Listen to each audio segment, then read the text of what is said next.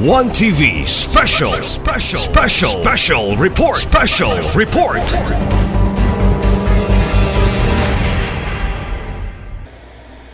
Thank you. Thank you, sir. We have already programs set forth by the PNP to minimize or to we cannot eradicate that, but to prevent the crimes like done by the minors. But with the help of the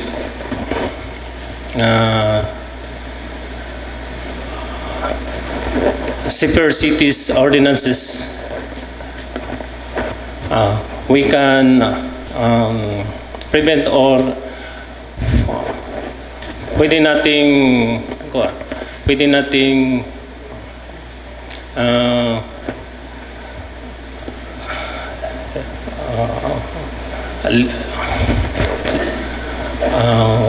matulungan yung mga bata sa na pwede silang ma-prevent into doing such crime, katulad ng yung curfew. Kung pababaan natin yung curfew,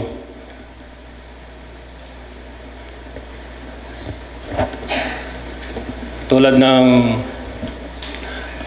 giving them another opportunity na pwede silang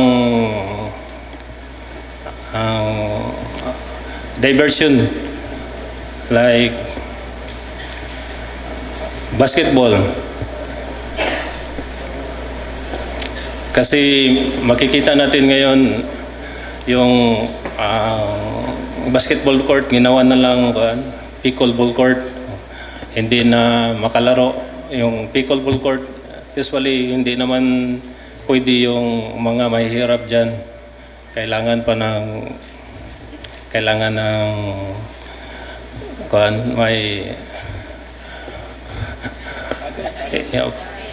pa bumili ng paddle. So, at saka konti lang ang makalaro.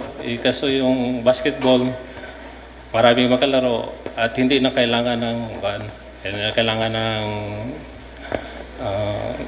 paddle, kahit larong bata, pwede na silang makalaro. So, I have to address kung ano yung kailangan natin. Kailangan ng sa nakikita ko rin yung yung mga minors, mostly walang parents, separated, walang mga kain kasi walang kumukupkup sa kanila. So we have to address also this kasi hindi natin pwedeng arestuhin yung bata nagnakaw, minor, para makakain. Mas maganda tulungan lang. Any further? Attorney Mars. Thank you, Mr. We cannot really rely solely on the police to curtail these all crimes, especially minors. Kaya gamay natin kapulisan, wata ka basta sa risyo ganaya police resident, murag kulang kaya police. So we need the office of the barangays, the BPATs, the barangay officials. So I'm glad our ABC Vice President is here, Honorable Canlas. Perhaps during the meeting of the ABC, we could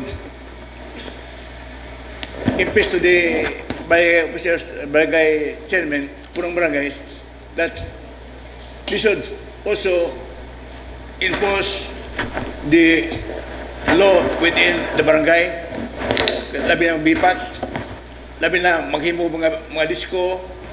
They should have the permit from the chief, the mayor and sa mayor coordinated with the police para matagag ko taga sa police. Kung itam lang ito mga disco-disco, mga baile-baile, di ka ng police yung laday bali sa barangay, magubot. So, may tamang krimen. Wala yung police ka maka-support kay limitado pa itong personnel, wala pa sa kibalo. So we need coordination with the police, the barangay, and the residents. So, muna, I hope the ABC President, Local Last could bring this out to the punong barangays, to the barangay officials, with their limitation to our police. Igamay ka ng police. Sa police to residence ratio, kulang bigay ng police. So, that's my statement, Honorable Chair. Thank you. Thank you, Attorney Mars. Any comment from the Liga President, Councilor Canlas? Thank you, Honorable Sir. Good afternoon sa tanan. Sa Liga ng mga barangay, ang mga barangay yun, ugnay mga activities mo, mga iginag ka ng clearance o request letter gikan sa city mayors. No, ay dili gyud maka-proceed ang mga activities ug wala ang request nga ma-approve ang mga activities, dili gyud na mo proceed ang mga barangay ana. Og dili ma-approve sa gikan sa city mayors. Labi na kanang mga disco. Og nagay ko na request na nga pangayoon sa tanang barangay sa Usamis. Aya maka-disco. Thank you. Okay. Yes. Thank you very much, Mr. Chair. The very reason I raised the concern on the minors, Mr. Chair, kay exactly the point nga we really need the help of the barangay. Kay karon man good, Mr. Chair, ang kasagaraan man good nga na-inculcate nga knowledge sa mga batanon nga salig minor sila, dili sila pwede dakpon, mo nang rampant kaayo ang ilahang mga lihok, dali ra kaayo sila saputon, dayon kulang gyud sila og mga disiplina. So with this probably we could ask sa atong mga barangay for the support to probably kanang inculcate parental guidance kay uban wala rin mga parents, and then maybe we could ask the CSWD, Mr. Chair, kung unsa pod ilang ma-recommend regarding sa conduct or pag-handle sa atong mga minor nga kana bitong ipang-propagate nga mga information dissemination nga kung inyo ning ikuan nga karon kay warag mo nay kulang nato karon, Mr. Chair, kulang ta og guidance sa atong mga minor nga kanang unsay mga possible nga mga kanang imprisonment kay dili man sila pwede possible nga pwede nilang kahadlukan kay grabe ang ilahang kuan, gamay lang ganing bikil, luba na dayon, kuan na din subagay na dayon. So we really need to address that. Yes. Okay. Thank you.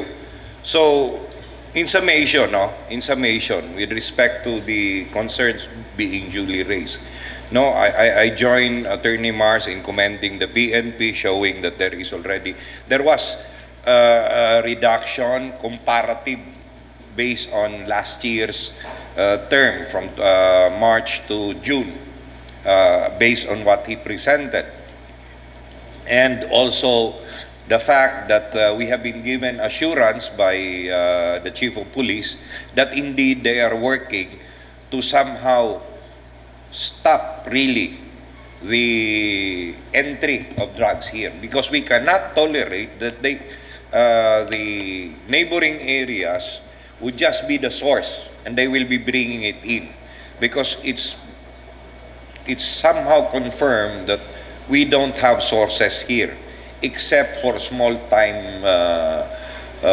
peddlers, and they have been arrested regularly. We are operating on that.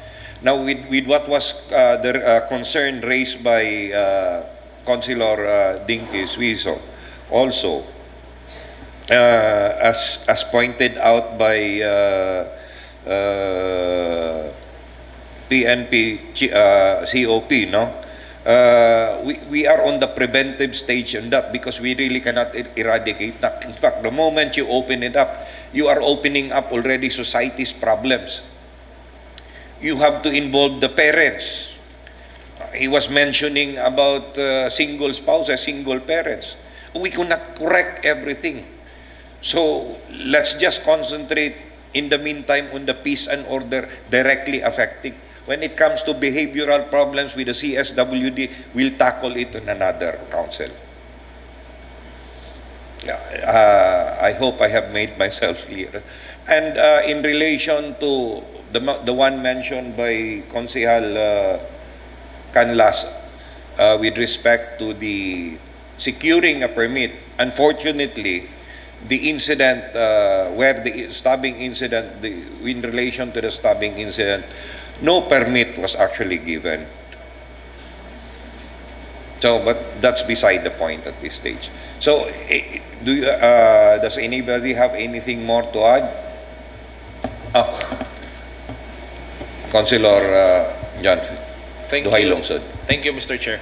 I would like to ask to the Chief of Police of Osamis, Major Araso, a very short details lang, Mr. Chair, about sa stabbing incident sa Gimad. Barangay Gimad. Kung saan na hitabo sa mga nadakpan kay on that night isa ra ang nadakpan man daw din, and then pila ka book ang nagluba kay at least mawers, especially ang mga parents, Mr. Chair, who are From your barangay. From The victims were from your barangay, yeah, from Kinuman Sur? Kinuman Norte, I think. Norte. Norte, Mr. Chair. Thank you, Mr. Chair. Okay. Thank you, sir. Actually, Mr. Chair, ang katong nalubaan, duha to sila kabok, puro mga igsuon. So, ang nasikuhan ato sa Pikas Grupo katong manghod. Then, nagkompronta sila, nilaban to ang magulang. So, ang magulang, mura gituok mo kuno to niya ang kuan, katong nakasiko. Then katong suspect nga nagluba kauban sa grupo sa katong nakasiko. So gipalit lang to niya ang away, gidunggab to niya ang magulang, ay ang manghod, then gidunggab po to niya ang magulang. Then after that to ni sibat siya sa karangan, and pagka buntag sa iyo mga alas 5, isurrender siya sa iyang parents diya sa station. Does it satisfy you already, Councilor Jan? Last one, Mr. Chair. Pila ka boxer ang dakpan na turon and ang gipailan na bag Isa ra ka boxer katuran Isa ra lang ka- ko. Prostrated murder o kuan. Serious physical injury. Okay, thank you. Surrendered by the Mr. parents. So, surrender by the parents. Thank you, And Mr. Chair. finally, Engineer Alianic. Hello. Good afternoon, everyone. Good afternoon, Mr. Chair. Separate kami sa ilang mga concern, Mr. Chair, but there was also an issue raised by Sir Araso regarding the regulation of e-bikes. So, ako lang suggestion lang ni siya, Mr. Chair, that we have to go over again our traffic management plan for the city.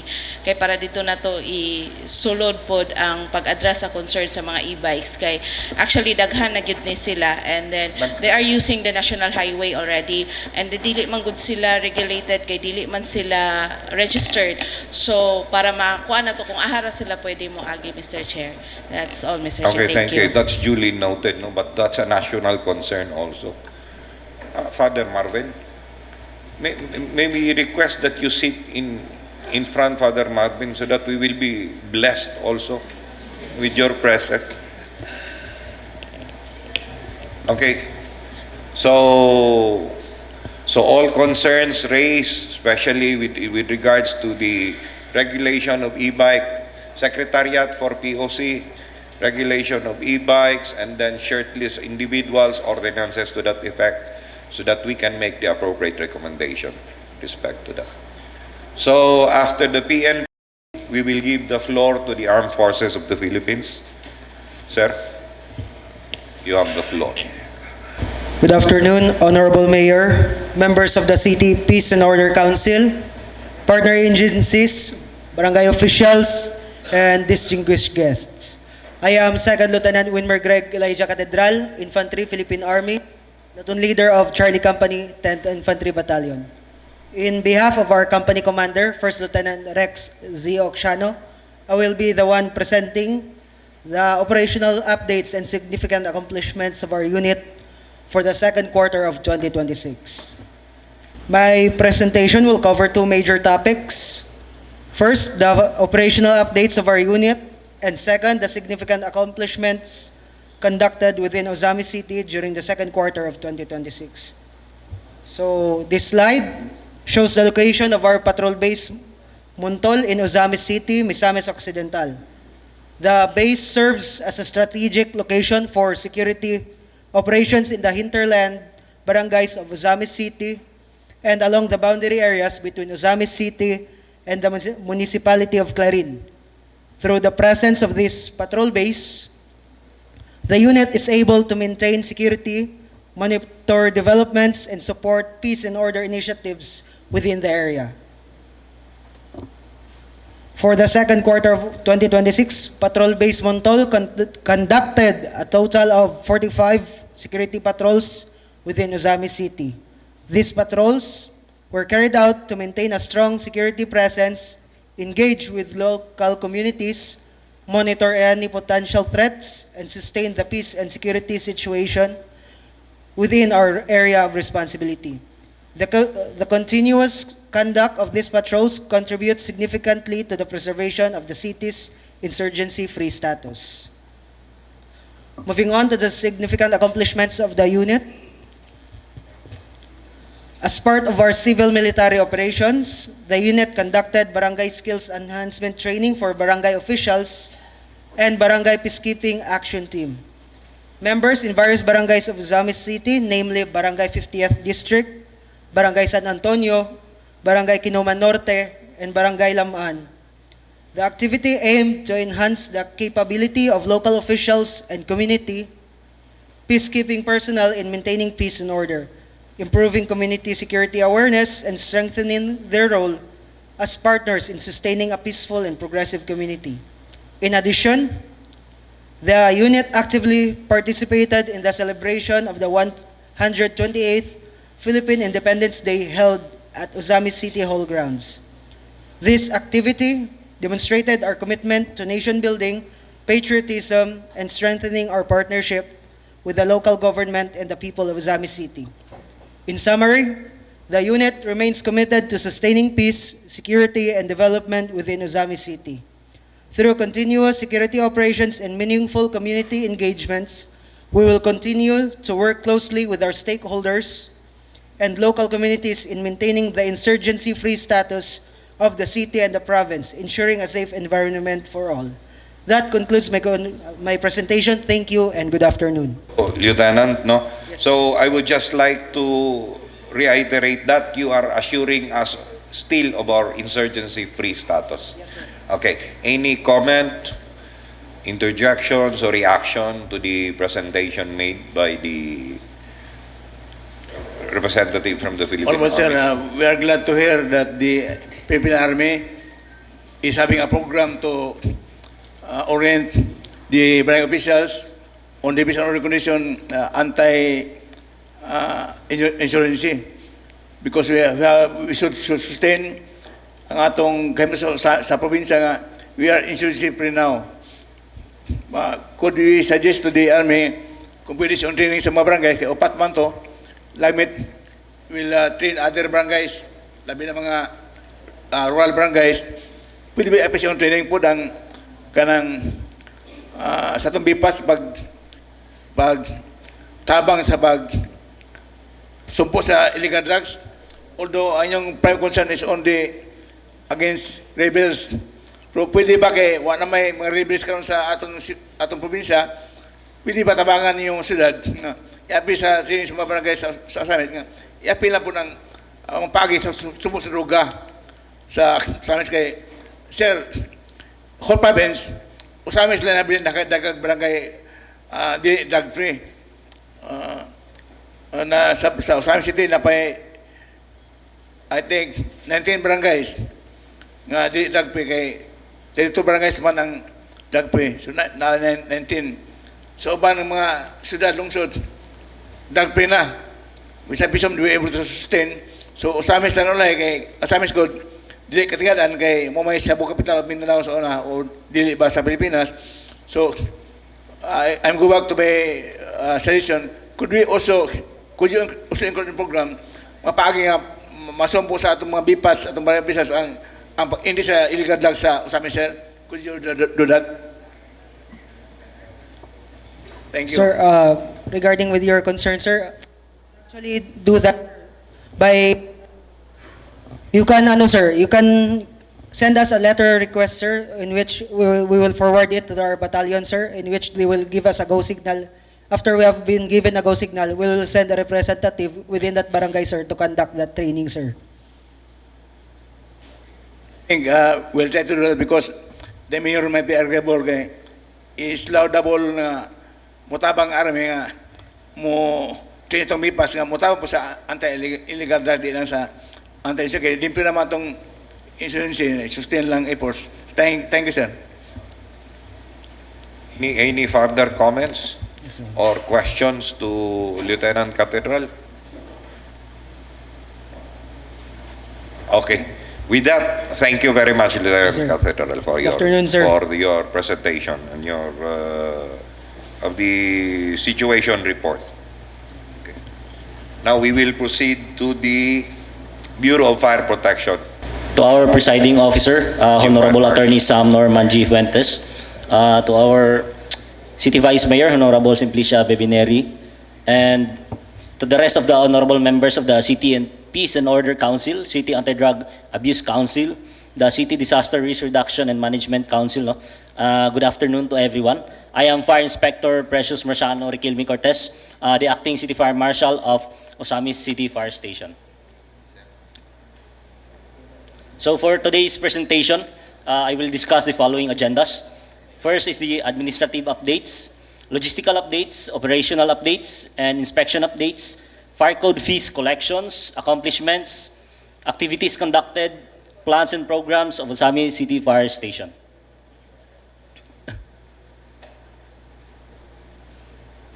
So as to administrative updates, Osamis City Fire Station has a total of 44 personnel, 1 commissioned officer, and 43 non-commissioned officers. So in addition, the Special Rescue Force, the special unit of the Bureau of Fire Protection, is currently detailed at Osamis City. So we have an additional 10 personnel. So at least we have a total of 54 personnel. Next. As to logistical updates,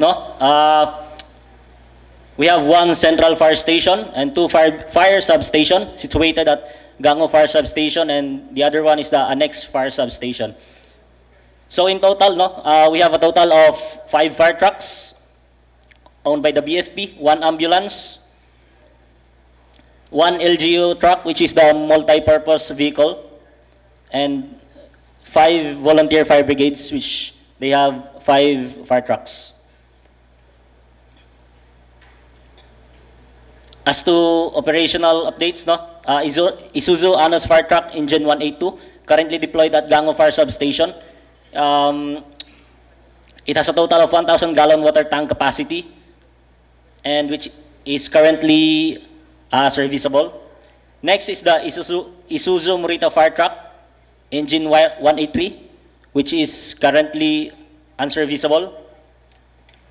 Next is the Isuzu Morita Super Tanker, which is currently serviceable.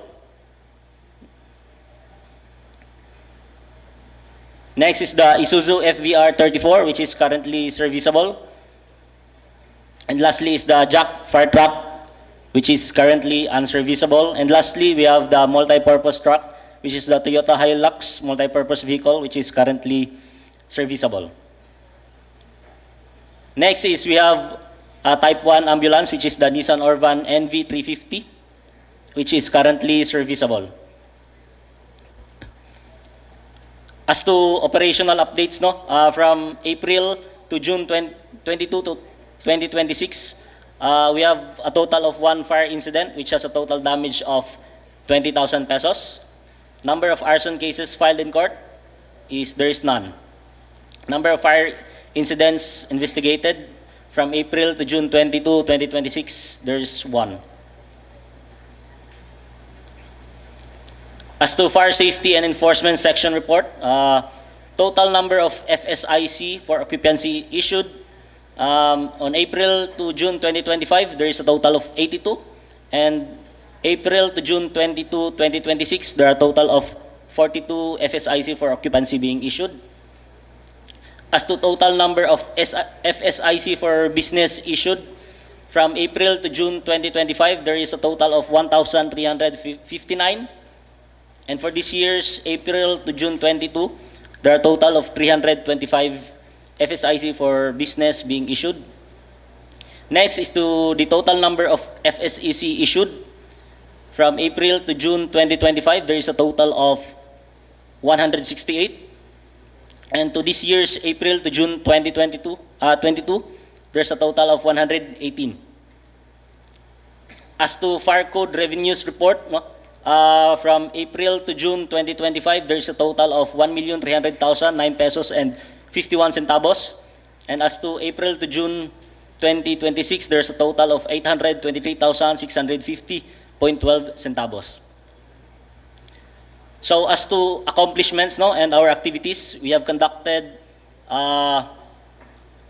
coastal cleanup activity in celebration of World Environment Day. Personnel of Uzami City Fire Station participated in a coastal cleanup activity in coordination with the local government units, barangay officials, and partner agencies. This activity was promoted environmental awareness, proper waste management, and the shared responsibility of protecting and preserving our coastal environment. Next is our Brigada Eskwela. We have conducted Brigada Eskwela on different elementary schools in Uzami City, which is the Sancho Capa Integrated School, Baybay Central School, Labo National High School, Uzami City National High School, Misamis Annex Integrated School, Labo Central School, Malaubang Integrated School, Cruz Lanzano Saligan Integrated School, Maningkol Central School, and Gutukan Elementary School. Next is Barangay Skills Re-Enhancement Program of DILG. For the Barangay Skills Re-Enhancement Program, Uzami City Fire Station has successfully trained a total of 41 out of 51 barangays, which includes 4 barangays trained this year, April to June 2026. This initiative strengthens the fire safety awareness and emergency response capability of our local communities. So these barangays are the 50th Barangay, Barangay San Antonio, Quinome Norte, and Barangay Laman. So as to our plans, we are planning to conduct City Fire Olympics from approved PPMP of 2025. Next slide, please. The 40 hours fire safety enhancement seminar to support para madagdagan yung personnel natin po sa inspection. Next slide, please. And next is the basic life support, which is to support the manning of our ambulance, since we have a Type 1 ambulance here in Uzami City Fire Station. Next is the water search and rescue, because since Uzami City is a coastal city, it is important for us to conduct water search and rescue training. Next is the activation of Barangay Aguada Fire Substation, which is, we need 1 fire truck for this substation. So that's all. Thank you and God bless, and once again, good afternoon. Thank you, Fire Inspector Cortez. Any comments, reaction, or questions with respect to the presentation made? Honorable Chair, thank you. We know for a fact Samis, this problem about water supply in the past few months, dagamulo ito na dapat gikan sa mga residente consumers about the lack of supply sa water sa Samis. I hope it was handled by MOD. In fact, Honorable Chair, we passed a resolution recommending the non-issuance of base permit for prime water because of the service of water is not very good. So, ako concern lang, is there a good communication channel between the fire department and our water supply sa mood bayan sa atong mga fire hydrants na are you able to apprise yourself ang mga personal fire hydrants na yung tubig kay basig nasunog wapos fire hydrant why tubig. So I recommend nga atong fire chief murag bago pa si sir sa amin maghimog channel na sa mood nga ma-ensure nga atong fire hydrants na yung tubig in case of any fire nga wala untay sunog sa amin, but in case na fire, ang fire hydrants naagi untay sa tubig sa mood.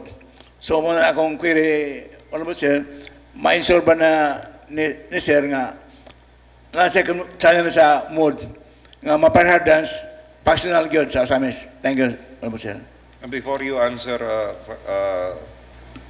Fire Marshal, may we request Engineer Balatero or comments? You are representing Prime Water. With respect to the fire hydrants, because last year a report was made and there were, except for those fire hydrants that were partially defective, but it has the problem really had something to do with the water source. So we would ask for a comment from Engineer Balatero with respect to that. Good afternoon, Your Honor. About sa ako lang ikuan nga na ako sa mode CMU, not the Prime Water. We are the kuan sa central monitoring unit of mode. Ang Prime Water is our agency or contractor. So about sa kuan tubig nga among kuan na may kuan sa fire in case of emergency naghatag na kog number sa ilaha nga kuan direct sa ako ang spoon in which pag kuan direct pag mo kuan sa mga operators. About sa mapa pod nakahatag na pud ko sa ilaha sa tanang mga hydrant nga defective o mga kuan kana operational.